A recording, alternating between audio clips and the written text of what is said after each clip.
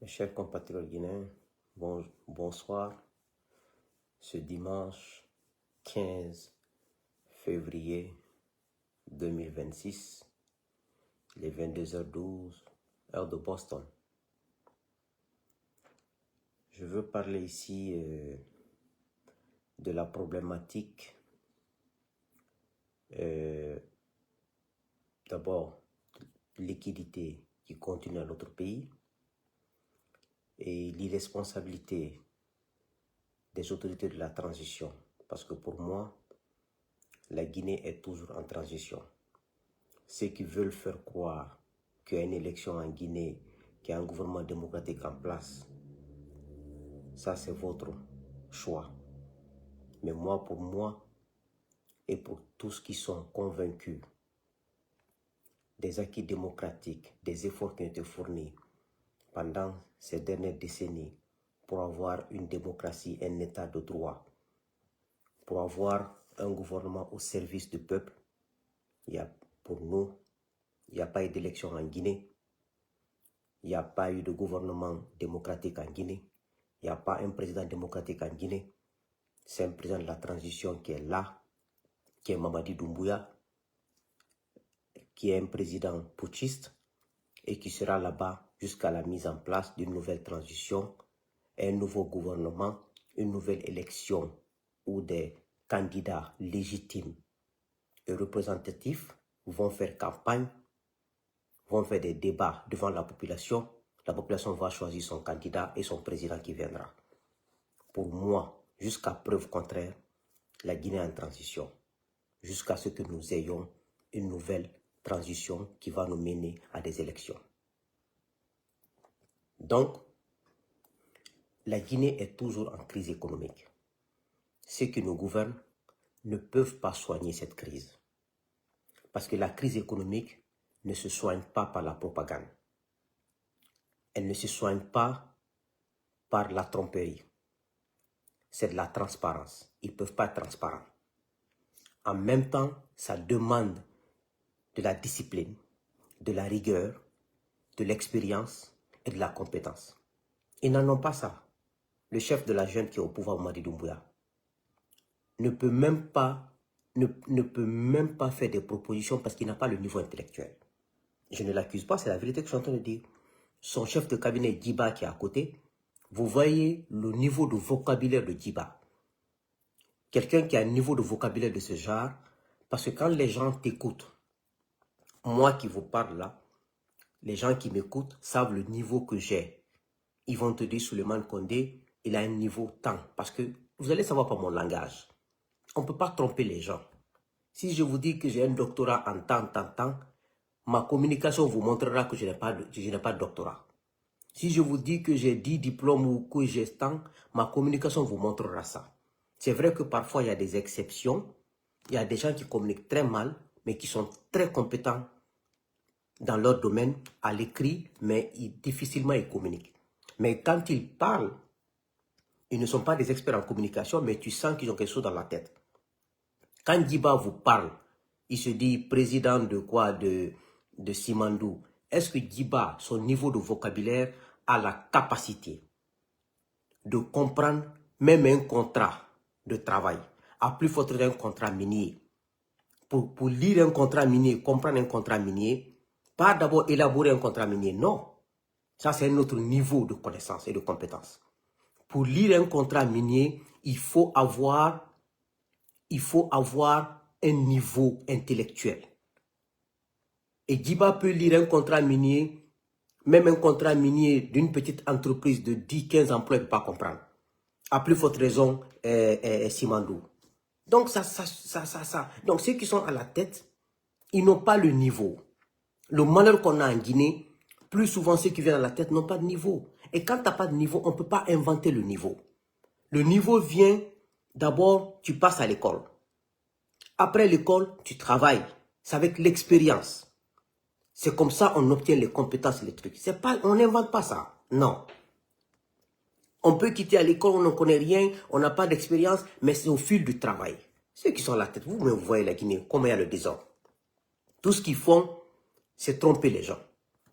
Maintenant, Ils sont allés payer des millions de dollars comment ça s'appelle, à l'Union africaine pour que Mamadi puisse aller faire un petit discours. Depuis qu'ils sont là, ils sont dans le match vu. Ils ne s'occupent pas de l'économie. L'économie ne les intéresse pas. Eux-mêmes, vous voyez. Depuis que les crises de liquidité ont commencé en Guinée, quelles sont les actions, les mesures qu'ils ont mis en place pour remédier à ça? Rien. C'est du discours populiste. Ce qu'ils ont fait, quand leurs élections qu'ils veulent organiser pour leur constitution qu'ils ont rédigée pour eux-mêmes, pas pour la Guinée, ils sont allés prendre de l'argent en Chine, des conteneurs d'argent. Ils ont amené ça, ils ont garé ça, ils ont mis ça quelque part. Et ils ont utilisé cet argent liquide pour valider leur constitution qu'ils ont rédigée pour eux-mêmes. Et après ça, pour organiser leurs élections. Regardez, ils prennent l'argent public parce qu'il n'y a pas d'organisation. Les banques continuent à être vides, les gens continuent à souffrir, les gens n'ont même, l'économie continue à sombrer, la pauvreté continue à grimper en Guinée, les gens continuent à souffrir, mais personne n'en parle. On est le 15 aujourd'hui. Il y a des gens qui ont eu leur salaire, d'autres n'ont pas eu leur salaire. Il y a des fonctionnaires qui ont été payés et des fonctionnaires qui n'ont pas été payés. Même quand vous allez voir, même les forces de défense et de sécurité, il y a des corps qui ont reçu leur salaire, il y a des corps qui n'ont pas reçu leur salaire. Et ils prennent plus de 6 millions de dollars à les payer à l'Union. Qu'est-ce que l'Union africaine va apporter à la Guinée? Depuis 4 ans, la Guinée est suspendue. Est-ce que ça fait un effet sur la Guinée? L'Union africaine n'est pas une organisation, ce n'est pas une institution. Ça n'a aucun effet sur la Guinée. Que vous payez cet argent ou pas, l'Union africaine n'a aucun apport positif sur nos pays. Rien. L'Union africaine n'est pas une organisation qui défend l'Afrique. Elle n'est pas une organisation qui défend les pays. Elle n'est pas une organisation démocratique. Elle n'est pas une organisation qui apporte de l'économie. Elle n'est pas une organisation qui fixe l'économie ou qui apporte de l'argent dans les institutions comme ce que l'Union européenne fait. Vous pensez que l'Union européenne cueille l'argent? Non. L'impôt que les populations payent, l'économie qu'ils font sur les impôts et autres, et ce qu'ils prennent, ils donnent à quelques pays d'Afrique, ils envoient comme cadeau. Est-ce que l'Union africaine fait ça? L'Union africaine, pourquoi on va prendre notre argent, on va contribuer à l'Union africaine, une institution qui ne sert à rien, qui ne propose ni un plan de relance économique, qui ne propose ni un plan de démocratie fiable, qui ne propose ni un plan de protection des populations africaines. Pourquoi on va prendre l'argent pour contribuer à l'Union africaine? Pourquoi? Juste pour que Doumbouya aille lire un discours, on paie plus de 6 millions de dollars. Vous avez signé un protocole d'accord avec les étudiants, avec les, excusez-moi, avec les enseignants. Et jusqu'à présent, le protocole n'a pas été respecté. Ils ont signé ça pour tromper les enseignants. Et les enseignants n'ont pas leur argent, il n'y a pas d'augmentation. Jusqu'à présent, on est le 15. Je vous dis bien, demandez aux gens qui travaillent à la fonction publique, à la police, à la gendarmerie, à l'armée. D'autres sont payés, d'autres ne sont pas payés. Il n'y a pas d'argent. Et les petits contrats qu'ils ont signés partout, les petits contrats qu'ils ont signés, et les petits contrats là, les gens, les factures ne sont pas payées. Vous en payez avec quel argent? Avec quel argent? Quand on vous dit qu'un illettré ne peut pas gérer une nation, vous pensez qu'on a une haine. Moi, je ne peux pas avoir la haine contre quelqu'un. Moi, j'aime l'excellence, j'aime les bonnes choses. Moi, j'aime des gens même qui ont plus de niveau que moi. J'aime être avec eux parce que j'apprends. Quand quelqu'un connaît la vie plus que toi, il a étudié plus que toi, il a plus d'expérience plus que toi. Quand vous travaillez ensemble, il t'apprend. Tu deviens bien comme lui, tu deviens excellent comme lui. Moi, c'est ce que j'aime. J'aime des gens qui connaissent mieux que moi. Je ne suis pas complexé par ça. C'est pour ça que quand moi, je ne connais pas quelque chose, quel que soit le domaine, celui qui maîtrise, je l'appelle, je dis, aide-moi à faire ça. Montre-moi ça. Tu me montres, apprends. Et puis j'apprends. Moi, j'apprends. Moi, c'est comme ça, j'apprends. J'aime les gens qui connaissent l'économie plus que moi, le droit plus que moi. Je te demande, tu m'apprends. Là, la prochaine fois, je saurai quoi faire. Mais je n'aime pas être orgueilleux. J'aime demander service. Quand je ne sais pas même faire quelque chose, je demande, montre-moi ça. Rédige-moi ça. Parce que pour moi, on n'apprend qu'auprès des meilleurs. On apprend qu'auprès des gens qui ont l'expérience suffisante. C'est comme ça la vie.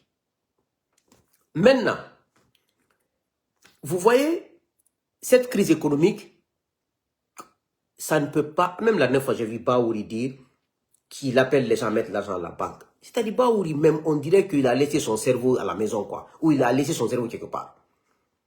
L'économie, c'est la confiance. Le monde est régi par la confiance. Les institutions marchent par la confiance. Ce n'est pas la bouche, ce n'est pas le populisme, c'est la confiance qui fait que les gens déposent les gens dans les banques. C'est la confiance qui fait marcher le monde. Et tout ça, c'est respecter la parole donnée. Respecter les règles et les principes. Respecter les voies de la gestion d'une nation ou d'une institution. Quelle est la seule institution qui a été fondée par les gens là? Parce que le coup d'État a été fait, pas parce qu'il n'y avait pas d'institution en Guinée, non. Le régime civil du RPG Arc-en-Ciel, le président Alpha Condé, il y avait des institutions en place. C'est parce qu'il n'a pas respecté sa parole. Il a violé la constitution qui était là. Il a rédigé une constitution à son image, et il a mis les institutions à son image, non pour la Guinée. Et le coup d'État a été fait pour rectifier ses erreurs. Non pour construire un hôtel, pour construire une route. Non, ce n'est pas pour le développement. Si c'était pour le développement, on aurait laissé Alpha Condé au pouvoir parce que ce sont les projets d'Alpha Condé qu'on brandit devant nous aujourd'hui. Si c'était pour mettre les routes, quand moi j'ai quitté en prison en 2021, en mois de mai 2021, je suis allé vers Kankan, Sigiri. Les Chinois étaient en train de travailler 2x2. Ça, c'était le projet d'Alpha Condé. Depuis 3 ans, 2021 a trouvé que les routes sont en train, on est en train de faire l'autoroute 2x2 de Conakry à Sigiri. Alpha faisait ça. C'est parce qu'il n'a pas respecté, il a violé la démocratie, il a violé la constitution et il ne faisait que tuer les gens. Donc pour nous, celui qui a fait le coup d'État est venu pour redonner l'image de notre démocratie, notre état de droit et la bonne gouvernance. Si c'était pour venir achever les projets d'Alpha Condé, les routes d'Alpha Condé, les échangeurs d'Alpha Condé, les hôtels d'Alpha Condé, les mairies, les marchés, tout ça c'est Alpha. Si c'était pour ça, on aurait laissé Alpha Condé au pouvoir et accepté comme ça. Mais vous venez vous l'enlever, vous achevez ces projets et vous ne faites que mentir, vous ne faites que voler l'argent, vous ne faites que vous enrichir. Ça servit à quoi le coup d'État?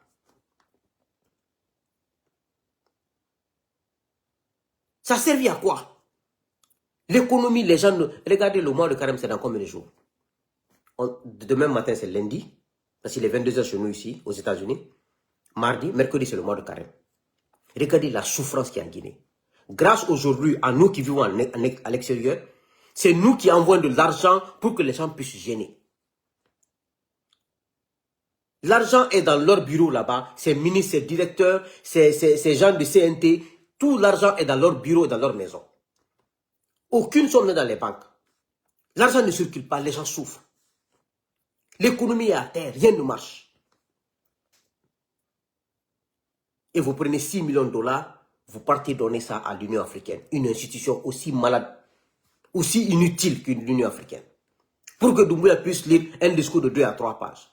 Depuis que vous êtes là, vous avez fait plus de mal que de bien. Mais Dieu vous voit, Dieu nous voit nous. Si je suis en train de mentir sur vous, que Dieu ne me pardonne pas. Si ce que je dis c'est la vérité, Dieu qui nous a créé voit, que Dieu vous fasse honneur dans ce pays-là. Et que toute l'Afrique vous voit dans la honte, vous. Je parle du CNRD, de Doumbouya à son premier ministre au dernier. Si ce que je dis contre vous est un mensonge, que Dieu ne me pardonne pas. Si ce n'est pas un mensonge, que Dieu vous fasse honneur, que Dieu vous fasse souffrir comme vous êtes en train de faire souffrir les Guinéens, mettez les gens en prison, assassinez les gens, bloquez les gens, empêchez les entrepreneurs, empêchez les commerçants de faire leur commerce, empêchez les choses, que Dieu le fasse. C'est ce que je demande à Dieu. Maintenant, on va sur d'autres volets. Depuis que vous avez commencé le déguerpissement, je ne me suis pas mêlé. Je vous ai observé, parce que dans la vie, quand tu ne connais pas le fond de quelque chose, il faut observer.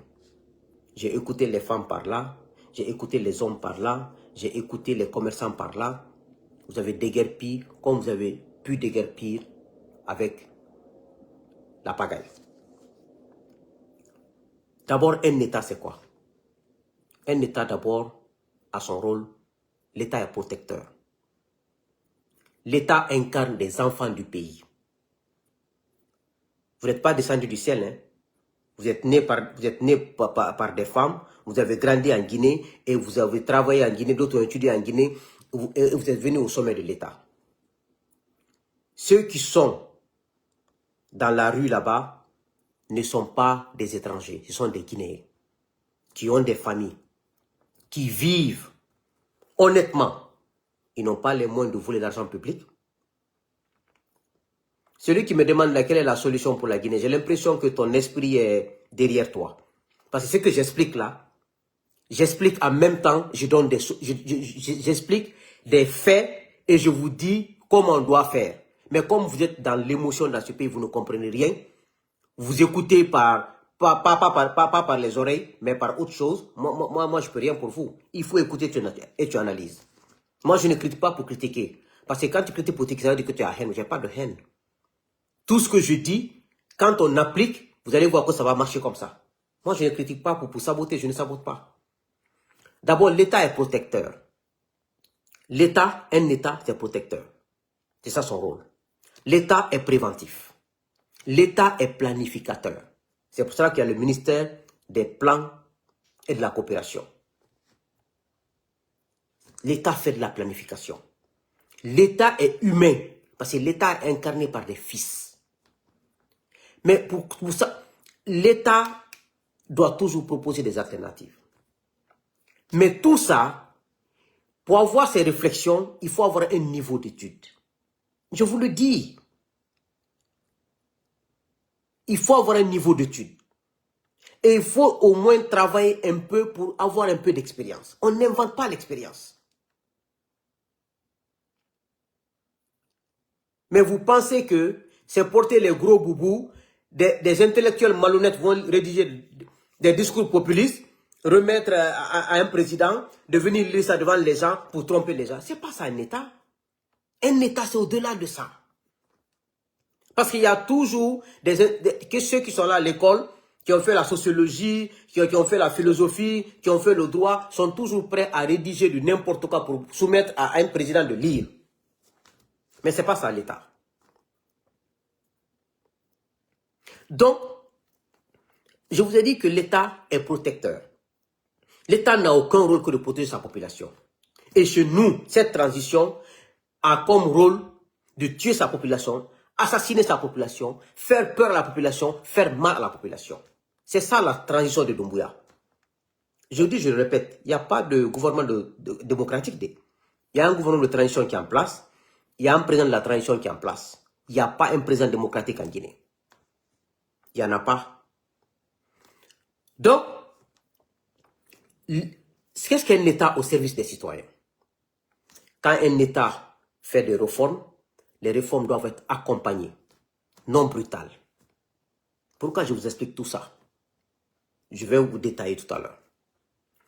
Pourquoi un État doit être encore proactif? C'est pour ça que je vous dis, il y a le ministère du plan et de la coopération. C'est des gens qui font des projections. Il y a la direction nationale des statistiques. Il y a plein de directions.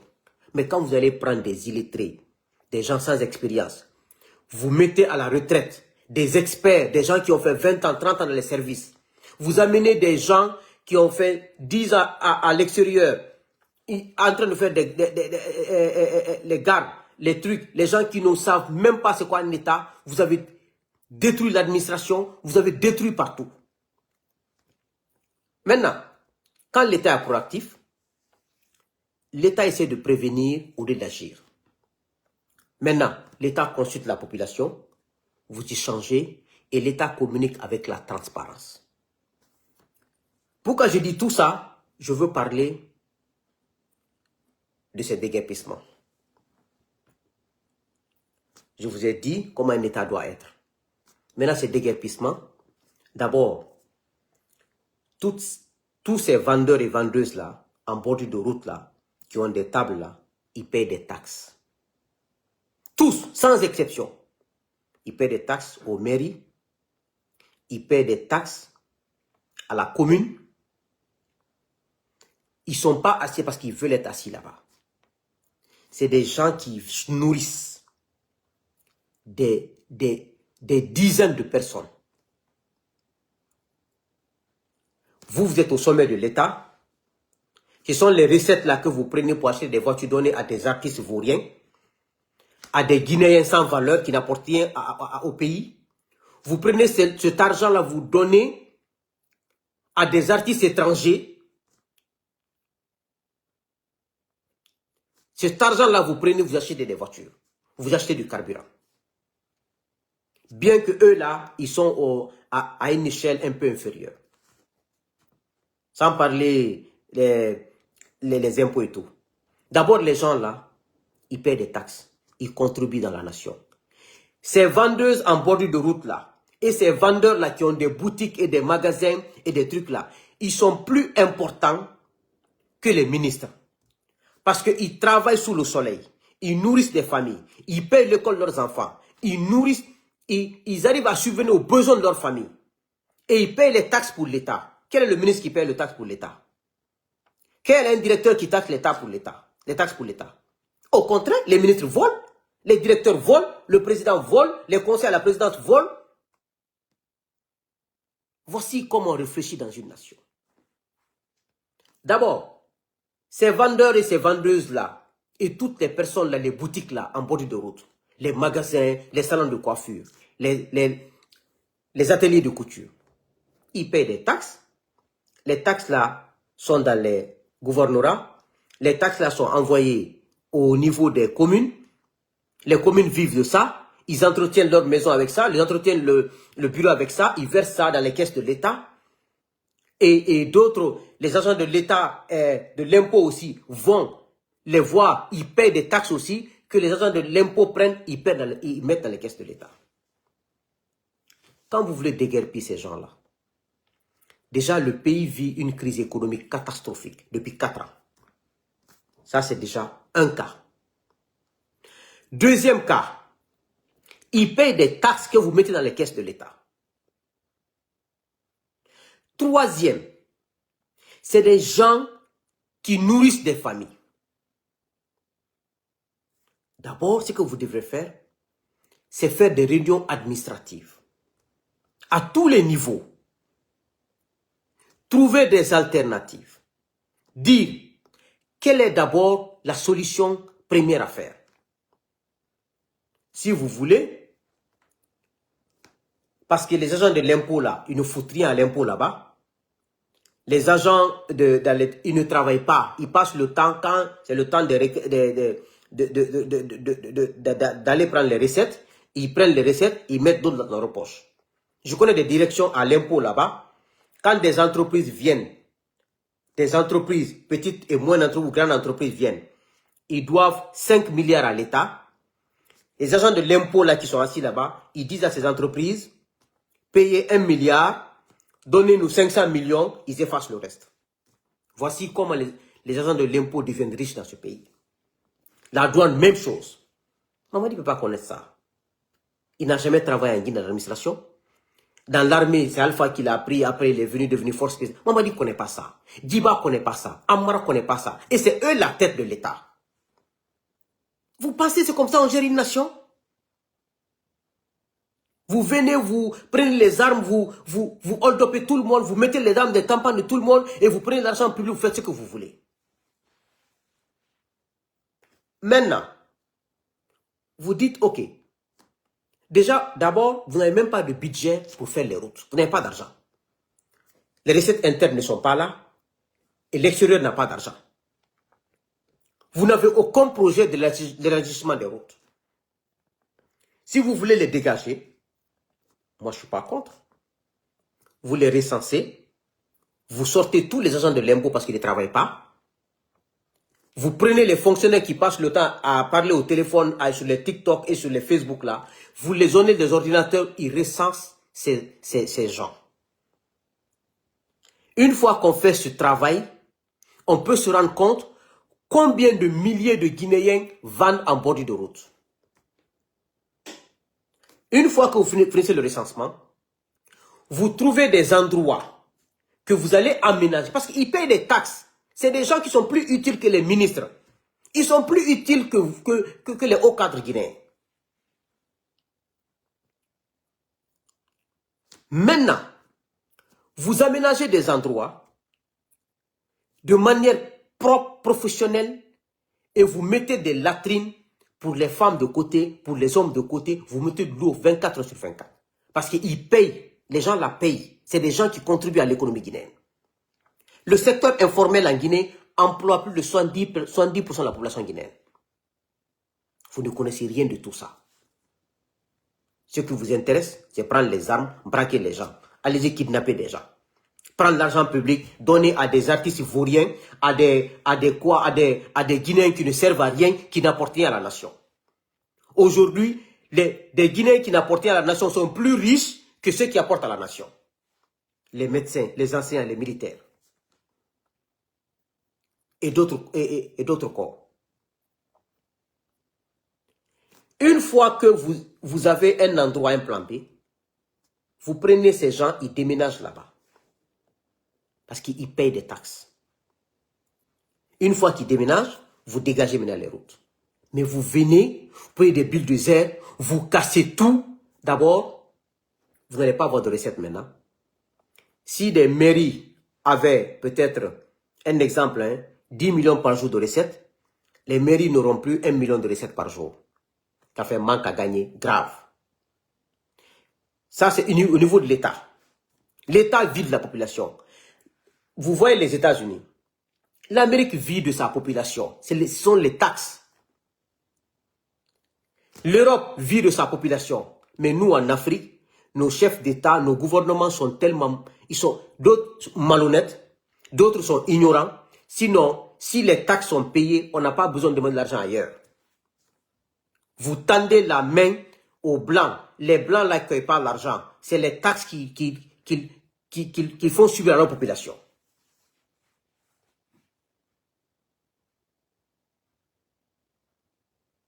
Donc, vous voyez, maintenant, une fois que les gens là sont casés, ils vont continuer à vendre, ils ne sont pas frustrés, ils vont continuer à nourrir leur famille, ils vont continuer à payer les taxes pour vous. Donc, maintenant, vous allez vous retrouver maintenant sans taxes, parce qu'ils ne sont pas casés, ils sont fâchés, et ils vont passer des jours sans nourrir leur famille, parce qu'ils vivent le jour au jour, parce qu'il y a la pauvreté. Et ça aussi, ça augmente la pauvreté. Vous ne réfléchissez pas que vous avez ministre de l'économie et des finances. Qu'est-ce que vous avez étudié? Moi, je n'ai pas fait l'économie, j'ai fait la gestion. Mais ce que je vous explique là, c'est économique. Il faut être un expert en économie pour pouvoir expliquer tout ça. Moi, j'ai fait la gestion. Et en Guinée, aux États-Unis. Je n'ai pas fait d'économie. Si je veux des termes économiques, je veux savoir des trucs d'économie, j'ai des amis économistes que j'appelle. Je veux savoir ça. C'est quoi, c'est quoi? Ils m'expliquent.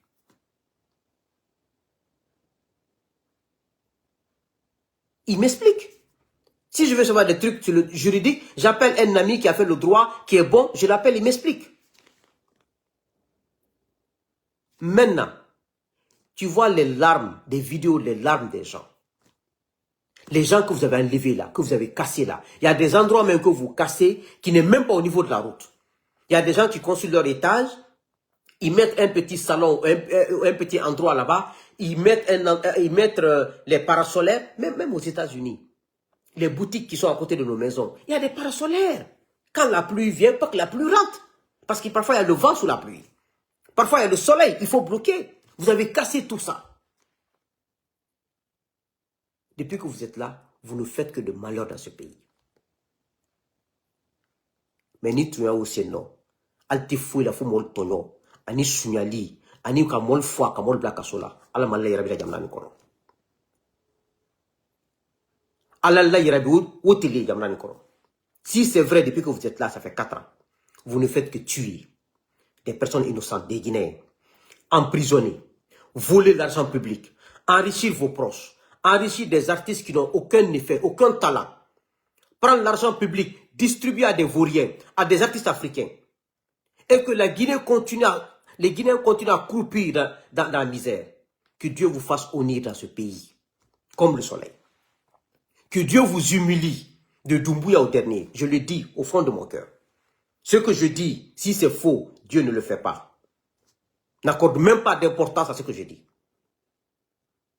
Si c'est la vérité, c'est des Guinéens qui continuent à pleurer dans ce pays. Ils ne font que tromper. Ils sortent des fausses images à la RTG. Ils trompent les gens. Ils sortent des images pour tromper tout le monde. Dieu, faut juger entre le peuple de Guinée et ses imposteurs de CNRD. Il faut juger entre... Les journalistes ne font que mentir. Mensonge sur mensonge. Tout ce qui se passe dans ce pays, c'est du mensonge. Maintenant, le mois de carême est là. Les familles ne savent même pas comment gêner. Ne savent même pas comment vivre. Et vous, vous vivez avec l'argent public. Caché chez vous dans vos maisons, dans vos bureaux.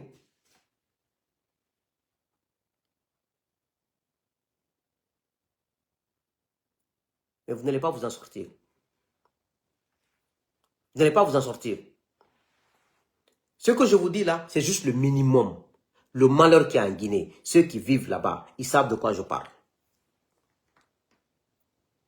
Avec ce mois de carême là, les gens ne s'en sortiront pas. Ceux qui tiennent un peu l'économie, vous avez détruit tout. Parce que pour vous, vous n'avez aucun plan. Et tu entends des ignorants dire, ah, on veut que Conakry soit propre, on veut que Conakry soit propre, on veut, ils n'ont qu'à se déplacer, les routes sont bondées. Les routes sont bondées. Ceux qui sont au pouvoir sont qui?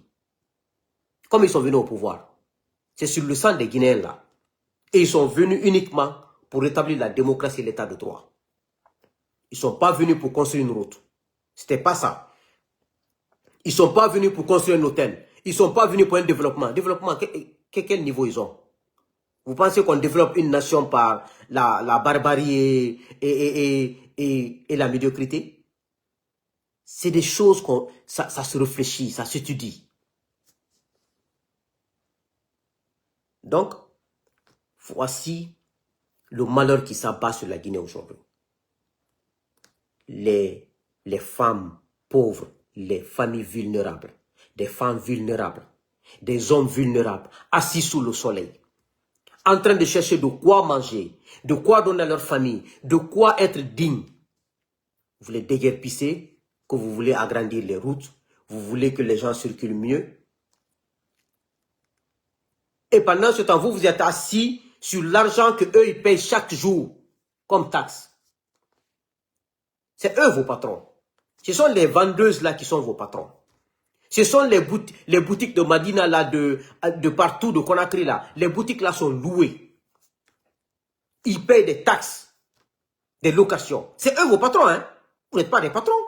C'est parce que vous êtes des ignorants. Sinon, vous ne pouvez pas dire, vous n'êtes pas mieux que ces gens-là. Ces gens-là sont mieux que vous. Ils vivent de leur sueur. Vous volez l'argent public dans les caisses de l'État. C'est pour cela que vous voyez en Guinée, un ancien président, vous ne voyez pas, quand il meurt, derrière lui, il y a quoi? Pas d'enfants sérieux, pas de personnes sérieuses, parce que le péché. Vous voyez les enfants des anciens ministres, des anciens directeurs. Moi, je n'invente pas, c'est là. C'est devant nous tous. Dieu qui est là-haut, notre créateur, il ne se contredit pas. Il n'est jamais pressé. Il va laisser un fou faire sa folie. Il va laisser un tueur continuer à tuer, penser qu'il est bon. Le jour, il sera prêt. Toi-même, tu vas dire, eh Dieu, je ne savais pas. C'est pour cela que je vous demande, mes chers compatriotes, ayez la foi. Soyez concentrés. Soyez sûrs d'une chose. Ces imposteurs-là ne s'en sortiront pas. Tout ce qu'ils sont en train de faire là, quand Dieu veut te tester, il te fait croire dans ta folie que tu es sur la bonne voie. Vous connaissez mieux que moi. Vous qui avez mieux étudié le Coran, la religion ou d'autres domaines mieux que moi, ce que je dis, vous connaissez mieux que moi. Dieu est en train de leur faire croire qu'ils sont sur la bonne voie, que tout ce qu'ils font sont bons. Le retour à l'envoyeur arrive. Quand ça va arriver, même quand on vous dit d'être ministre dans ce pays ou président, vous allez refuser. Ils ne vont pas s'en sortir, hein? Ils ne s'en sortiront pas. Les pleurs de ces femmes-là, les pleurs de ces Guinéens vulnérables-là, un État est protecteur. Un État doit protéger sa population. On vit pour sa population. Tout projet qui n'est pas à l'avantage d'un être humain, c'est voué à l'échec. Que Dieu bénisse la Guinée. Que Dieu vous bénisse. Soyez concentrés. Soyez sûrs d'une chose. Le bien remportera sur le mal. La vérité remportera sur le mensonge. L'honnêteté remportera sur la malhonnêteté. Mais Dieu fait toujours croire à un malhonnête qu'il est sur la bonne voie. À un menteur qu'il est sur la bonne voie. À quelqu'un qui fait du mal, qui sème de l'injustice qu'il est sur la bonne voie. Jusqu'au jour où il sera prêt. On a vu des régimes ici qui ont fait s'aimer la terreur aux gens. Et comment ils ont fini? Ne cédez pas à ça. Croyez en la force de Dieu, à la vérité, à la sincérité. Tout le monde connaît la vérité. Hein? C'est pas Suleiman connaît la vérité. Moi, je ne connais pas la vérité. Tout le monde connaît la vérité. Chacun fait semblant de fermer ses yeux, ses oreilles, de faire comme si rien n'était. Mais restez droit dans vos bottes. Inch'Allah, on aura notre président démocratiquement élu. On aura les élections dignes de nom en Guinée. Et on aura un état de droit en Guinée. Aucun Guinéen ne sera arrêté arbitrairement dans ce pays. On mettra la loi dans ce pays. C'est, Inch'Allah, par la grâce de Dieu, ces imposteurs ne resteront pas. Je vous remercie. Et bon début de Ramadan. Je prie Dieu que ces milliers de femmes et d'hommes puissent avoir de l'aide pour qu'ils puissent faire le mois de Ramadan, et ceux qui ne sont pas musulmans, que Dieu puisse les aider à avoir de quoi manger. Parce que cette affaire-là, ce n'est pas une question de musulmans ni chrétiens, c'est toute la Guinée qui souffre aujourd'hui. Ces imposteurs ont tout détruit. Ils ont tout mélangé dans ce pays. Je vous remercie.